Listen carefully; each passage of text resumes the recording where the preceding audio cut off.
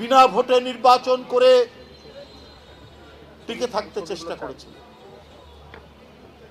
কিছুই হয়নি। এত গুম খুন, এত বিচার বহির্ভূত হত্যা, এত টাকা ব্যাংক থেকে হরিলুট। 2018 সালের সেই দিনের ভোট রাত্রে এইটি করার জন্য 8,000 কোটি টাকা খরচ করেছিলেন শেখ হাসিনা। এই টাকাটা কোথা থেকে পেয়েছেন? নিজেদের ব্যবসায়িক গোষ্ঠীকে দিয়ে চাঁদা তুলিয়েছেন, ব্যাংক থেকে হাজার হাজার কোটি টাকা ঋণ নিয়েছিলেন।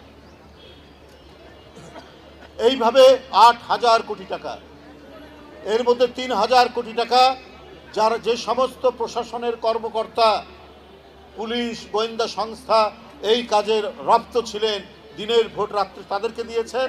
আর 5,000 কোটি টাকা, আর 5,000 কোটি টাকা নিজেরা ভাগ বাটোয়ারা করেছেন, তাও 4 জন শেখ হাসিনার ঘনিষ্ঠ লোক। এটা কি মানুষ সইবে? ব্যাংকে কার টাকা থাকে? জনগণের টাকা থাকে। বেসিক ব্যাংক লুট করেছেন কার টাকা?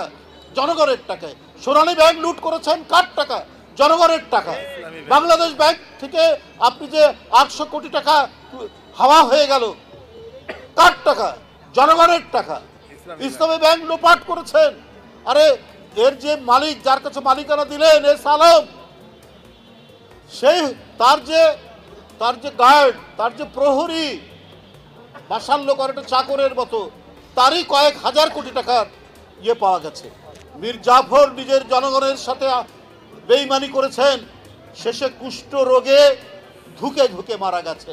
যারা নিজের দেশের সাথে বেইমানি করে, স্বাধীনতার সাথে বেইমানি করে, যারা জনগণের রক্ত চুষে খায়, তাদের পরিণতি অত্যন্ত খারাপ হয়।